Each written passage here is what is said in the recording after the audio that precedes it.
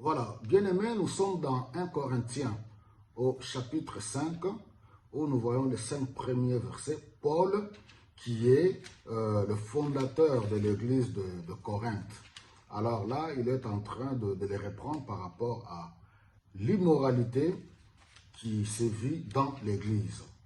Alors, nous voyons que Corinthe, c'est un des plus grands ports de Grèce, la ville de Corinthe.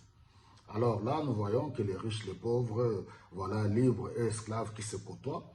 Et l'Église doit faire face à l'influence mondaine, l'influence païenne, là où il y a les bagarres, il y a voilà, l'immoralité, il y a l'idolâtrie, la débauche, les orgies.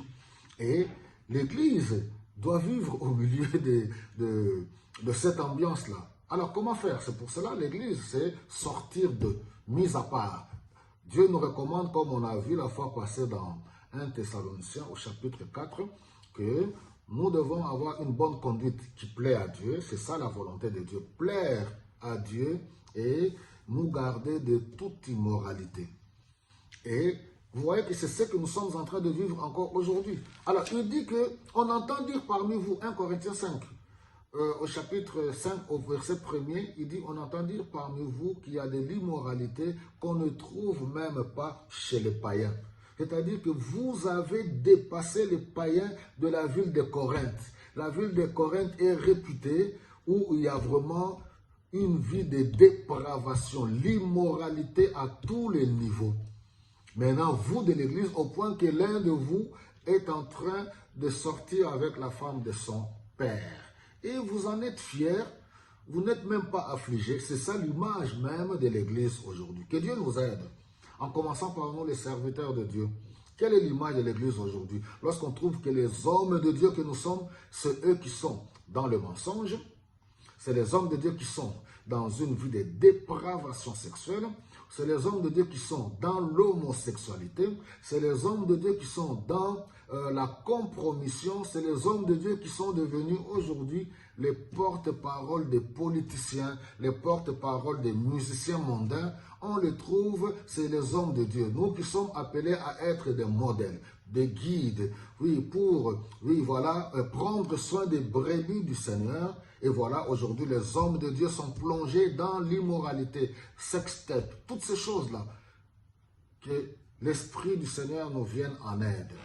Alléluia. Que Dieu nous vienne en aide, parce que nous avons vu, si vous lisez 1 Corinthiens, l'église de Corinthe, c'est une église que Dieu avait bénie. C'est là où il y avait manifestation de tous les dons spirituels.